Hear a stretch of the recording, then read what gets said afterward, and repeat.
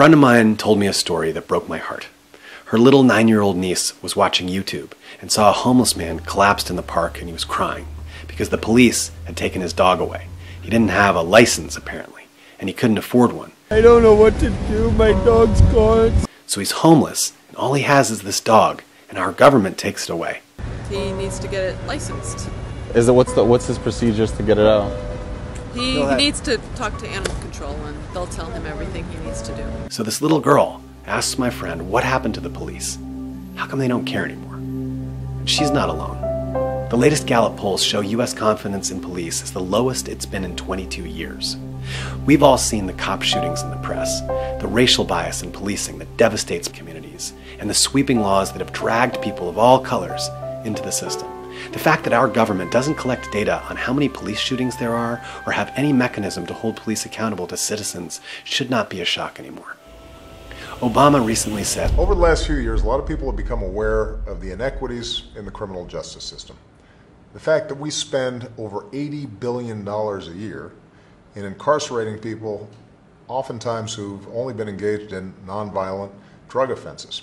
What he did not say is, as of right now, we have the largest prison system on the entire planet. 2.2 million Americans. Not only that, there are another at least 4 million Americans under some other type of correctional control, like probation or parole. And that makes our prison system not only the largest in the world, but in the history of the world. And it's not just men. 1/3 of all the women in prison on the planet are locked up here in the United States of America. And guess what? None of this works. This giant monstrosity, according to Department of Justice statistics, has a nearly 80% failure rate, meaning nearly 80% of people going through state prison are rearrested within 5 years. Imagine if the airline industry had an 80% failure rate. So I've made a film, and it's about the scariest thing you can possibly imagine: being convicted of a crime that you did not commit. I found 2 amazing guys who both experienced this nightmare. And it's through their terrifying stories that we learn how to survive prison. And it is not easy. Because from everything I've seen and learned, prison is not about helping people reform, or rehabilitate, or learn to read, or get a job. It's not about reconciliation or healing the victims of crime. It's not about public safety, and it's not about the well-being of our communities.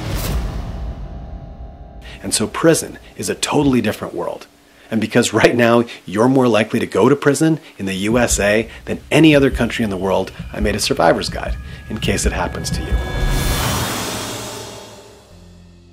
And once we have the funds, this movie is going to be done very quickly, within 60 days, God willing. And after the movie's released, we're going to have public screenings and events and use it to make a real difference in public policy. This is in the zeitgeist right now. Conservatives and progressives are all talking about criminal justice reform. It's time to fix this thing from the bottom up. Imagine if we spent $80 billion a year backing up our law enforcement so that arresting people and putting them in jail wasn't the catch-all for every social ill. That would completely change the mission and training to really protecting and serving. I mean, can you imagine a world where a police officer sees a homeless man with his dog and directs him to the nearest soup kitchen or shelter or mental health clinic or addiction specialist? Can you imagine that officer giving that homeless guy and his dog a ride? What makes me so excited about you investing, whatever you can afford, even if it's only $5 or $10, is that you're not going to just be invested in the movie, but the movement. Let's make our generation the one that radically transforms this broken monstrosity, so our country's children never look at our public heroes again and ask why they don't care anymore. So if you want to donate to the film, just click on the link in the description, scroll down to the bottom of the article, below all those annoying ads, and you'll see the PayPal donation button. And for the next month, all donations will be going toward the film. Thank you so much.